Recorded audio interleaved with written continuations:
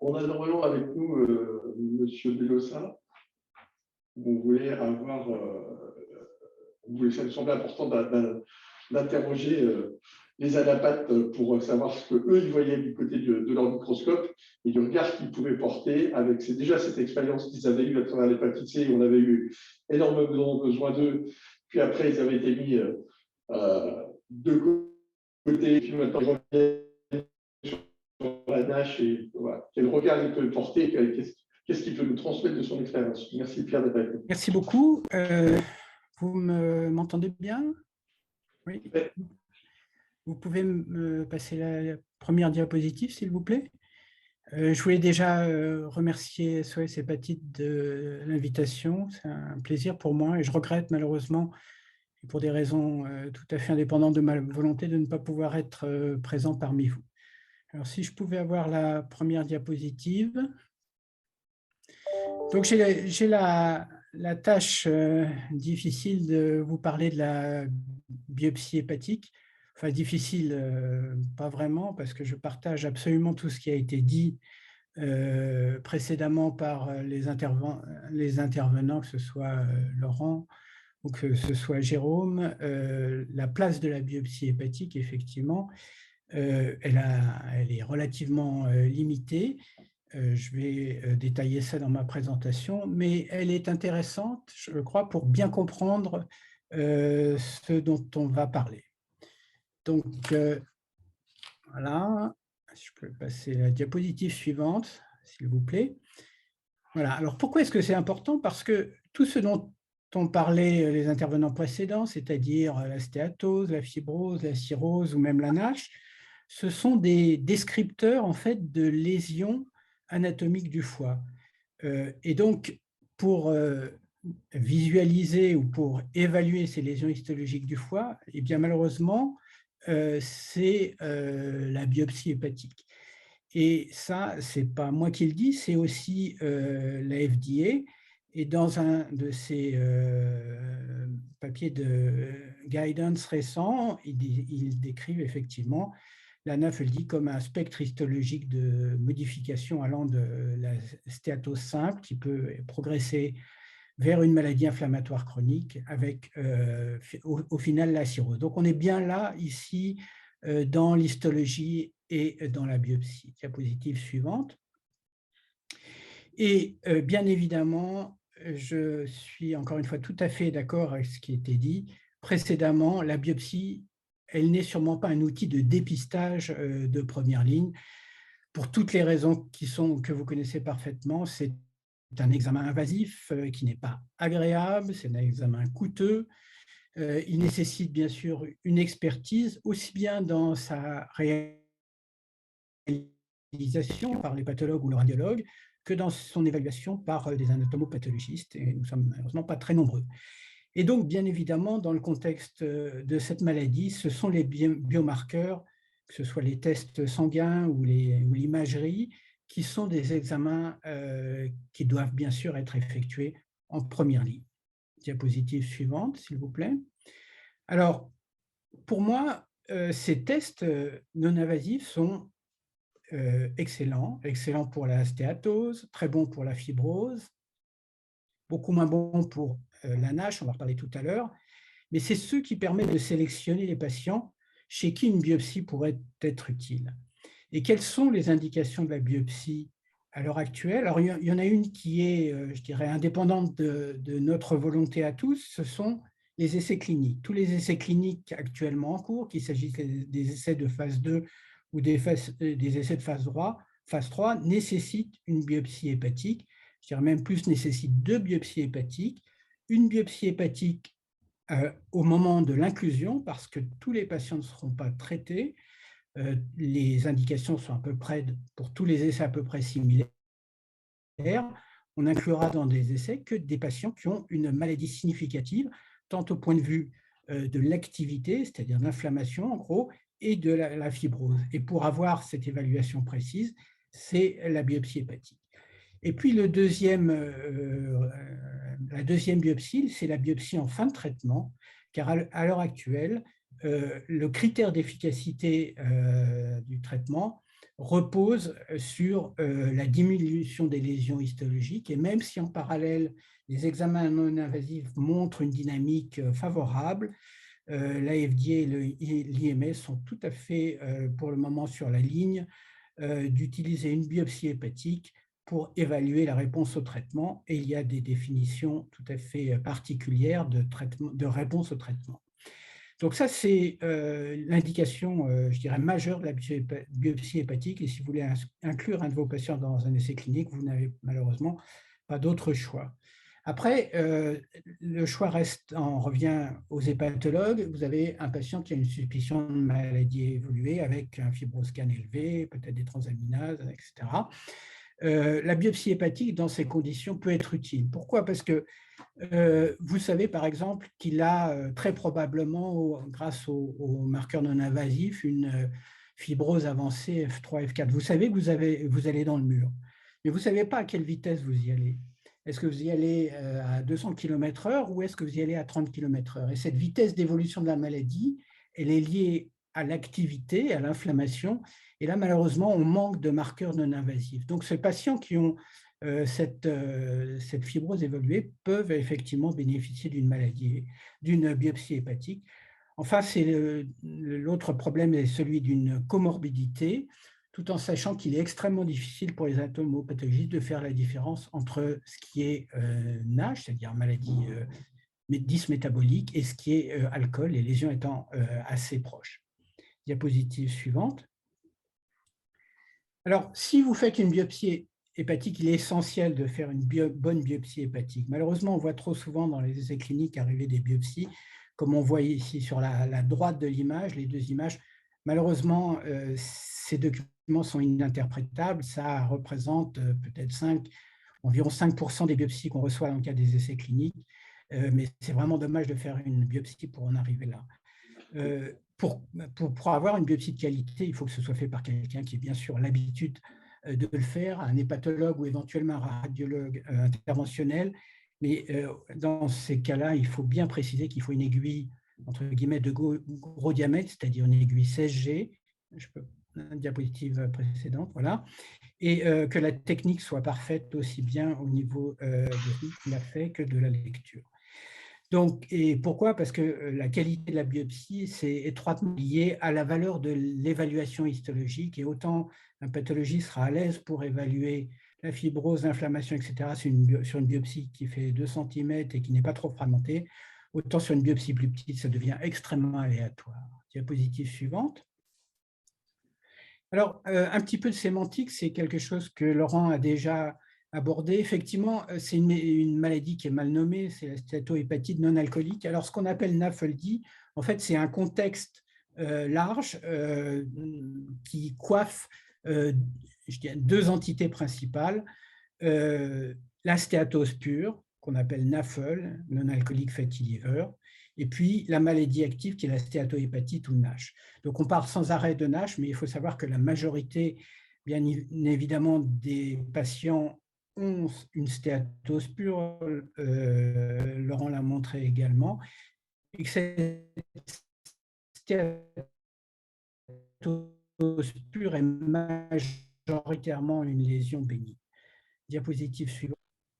Diapositive, s'il vous plaît. Voilà, je voulais ici vous montrer ce que c'est qu'une stéatose pure. Alors, vous avez à gauche, ce n'est pas un foie de canard, hein, non, s'il vous plaît, la précédente. En haut, à gauche, c'est le foie gras, hein, c'est exactement la même chose que ce qu'on peut voir dans du foie gras frais. Le foie peut peser 2 fois le poids d'un foie normal. Et le diagnostic histologique est extrêmement facile. Vous voyez que ce soit en haut à droite ou en bas à gauche, ces vésicules transparentes qui sont des triglycérides.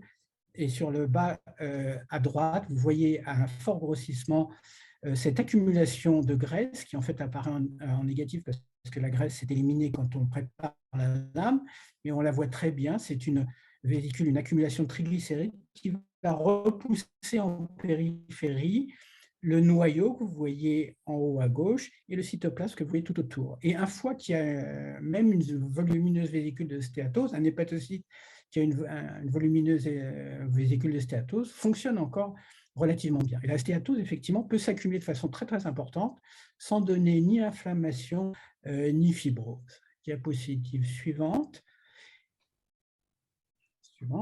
C'est effectivement totalement différent de ce qu'on… Enfin, totalement différent, c'est assez différent de ce qu'on voit dans la NASH. Là, on est dans le contexte d'une maladie qui a toujours de la stéatose. Vous voyez les vésicules.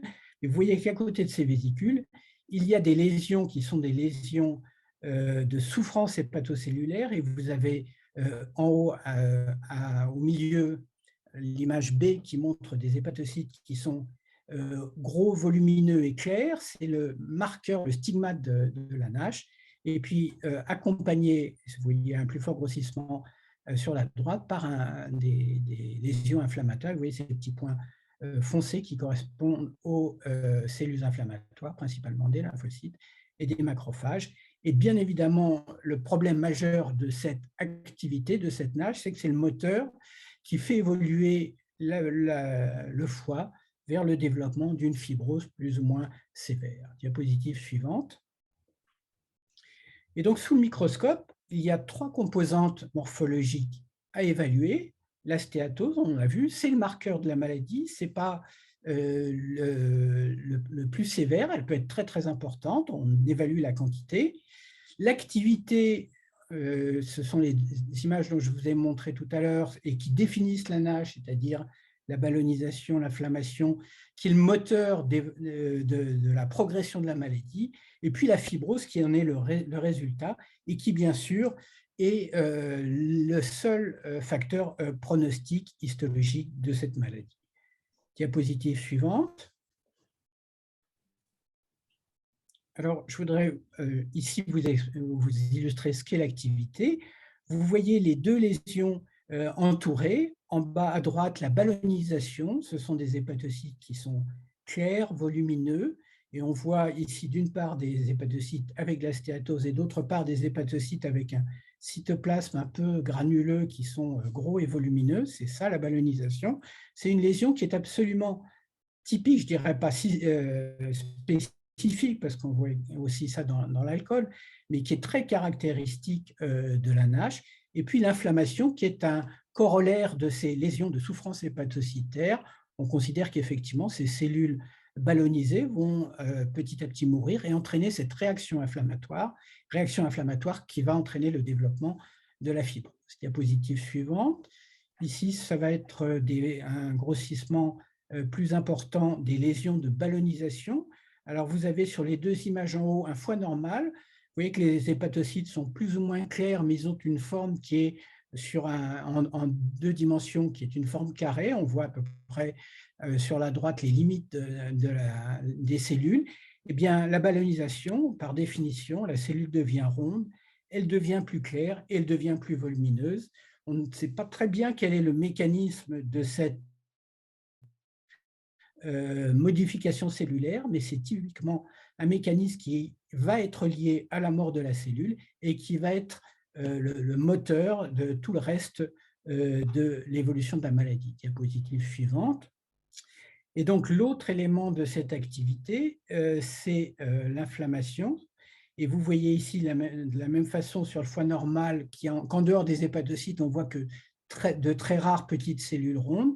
Et vous voyez sur les 3 images en bas l'accumulation de ces petits points foncés qui correspondent donc à cette réaction inflammatoire chronique qui est constituée par des lymphocytes, par des macrophages, qui va détruire petit à petit le parenchyme hépatique et qui va entraîner la fibrose. Diapositive suivante.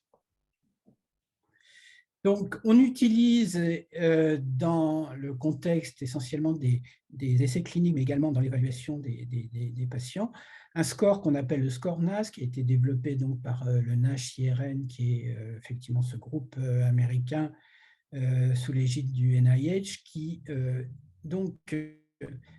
a mis au point un score qui évalue et additionne l'importance de la stéatose en fonction de la quantité des hépatocytes atteints par le phénomène, la ballonisation entre 0 et 2, qui est liée à la quantité et à la taille des hépatocytes ballonisés, et puis l'inflammation en fonction également de la quantité et de l'inflammation de la quantité et de l'extension de l'inflammation. Et donc, au total, quand on additionne les trois, on a un score qui est entre 0 et 8, score qui est essentiel à la fois pour l'inclusion des patients dans les essais cliniques et pour évaluer l'effet des traitements.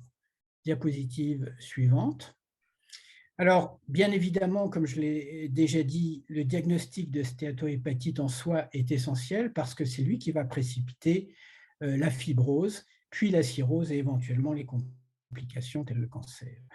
Donc, diagnostiquer une stéatohépatite, c'est très important, même si l'élément majeur, diapositive suivante, c'est la fibrose, c'est-à-dire la perturbation de l'architecture hépatique, qui se caractérise par ces dépôts de tissus conjonctifs que vous voyez ici en bleu sur cette coloration trichrome de Masson, qui va s'interposer entre les hépatocytes et qui va petit à petit aboutir à une destruction complète des hépatocytes, un remaniement de l'architecture et une évolution progressive vers une détérioration majeure du parenchyme hépatique. Diapositive suivante. Diapositive suivante. Donc, comme pour les autres lésions, les lésions d'activité, on a un score qui permet d'évaluer la fibrose. Ce score va de 0 à 4. 0, c'est un foie sans fibrose. La fibrose est en bleu, hein, ici. Vous voyez sur 0 qu'il y a juste un petit peu de tissu fibreux autour, à gauche de l'image de l'espace porte et de la veine. Au stade 1, on a un peu d'accumulation de tissu fibreux, de tissu collagène autour de la veine centrolobulaire. Et puis après 2, 3, 4, il y a une progression de développement de tissu fibreux qui, au stade 3, se caractérise par des bondes fibreuses qui vont mutiler le parenchyme, mais qui, à ce stade, on conserve encore une architecture normale. Et le stade 4, c'est bien sûr le stade de cirrhose, où là, il y a une modification complète à la fois de la vascularisation et de l'organisation du parenchyme hépatique. Diapositive suivante. Alors, cette fibrose, il a été dit, c'est le seul facteur pronostic de la maladie, que ce soit en matière de complications liées à la pathologie hépatique ou que ce soit à la mortalité globale. Alors, il y a eu plusieurs travaux, dont le plus récent que Jérôme a cité, je crois, qui est le papier du HIRN qui est sorti il y a à peu près un mois dans le New England Journal of Medicine, qui montre tous la même chose, c'est-à-dire que les patients qui ont une fibrose avancée, F3, F4, ont effectivement un risque augmenté de mortalité et de complications liées au foie. Encore une fois, c'est un élément majeur, la fibrose est un élément majeur, mais la vitesse d'évolution de la fibrose est liée à la sévérité de l'activité de la maladie, et ça a été bien démontré dans plusieurs travaux. Et donc, il est certainement majeur d'évaluer la fibrose, mais aussi important d'évaluer l'importance de cette activité. Diapositive suivante. Alors, on peut faire un petit retour 30-40 ans en arrière et considérer finalement que l'anaphalie, c'est un peu la même chose que les hépatites chroniques virales. Vous vous souvenez du score Métavir, peut-être, activité et fibrose. Eh bien, on peut exactement faire la même chose dans l'anaphalie, où on considère bien évidemment que la stéatose, c'est le marqueur, donc ce n'est pas forcément un marqueur d'activité, ça permet d'affirmer qu'il existe une maladie dysmétabolique.